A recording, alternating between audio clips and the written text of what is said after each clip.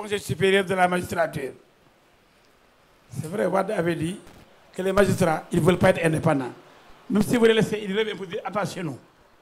Prenez pas parce que beaucoup d'hommes indépendance.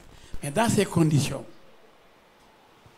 s'il y a un conseil supérieur de la justice, où il n'y a pas que seulement les magistrats, mais il y a des avocats, des notaires, des greffiers, des huissiers et des experts, présidé par le premier président de la Cour suprême, qui doit être le magistrat le plus ancien et le plus gradé. Ça ne peut pas être le gouvernement des juges. Non, il y a des avocats prêts à dire non au conseil, en réunion.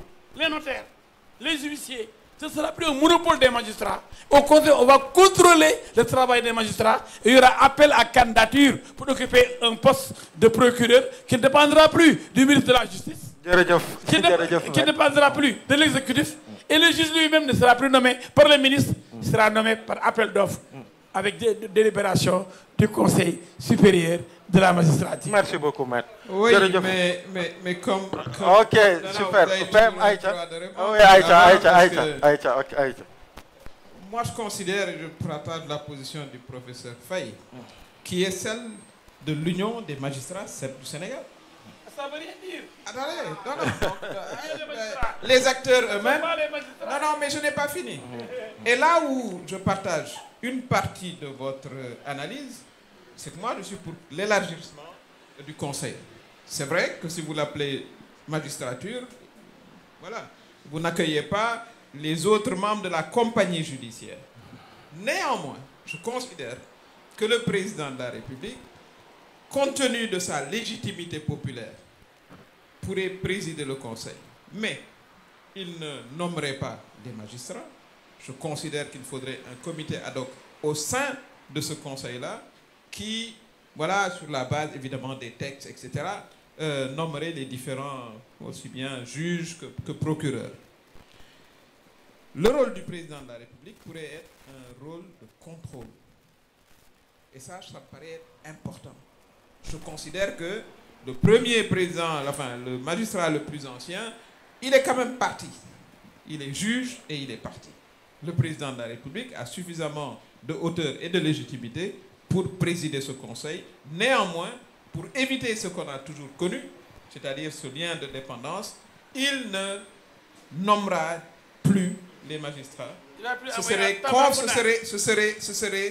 serait confié à une commission ad hoc de pairs qui mettrait en application les textes dans le cadre de la gestion de la carrière de la compagnie judiciaire. Je pense qu'on peut avoir cet équilibre-là, parce qu'effectivement, je pense qu'il faut ouvrir le conseil. Il faut l'ouvrir à d'autres membres de la compagnie judiciaire, mais néanmoins, je considère qu'il faudrait une personnalité hors de la compagnie judiciaire, de la taille et de l'envergure du président de la République, pour, disons, présider le conseil. Et c'est la position quand même de l'Union des magistrats du Sénégal. Mais c'est pas une bonne position. Merci beaucoup. Ok. Oui.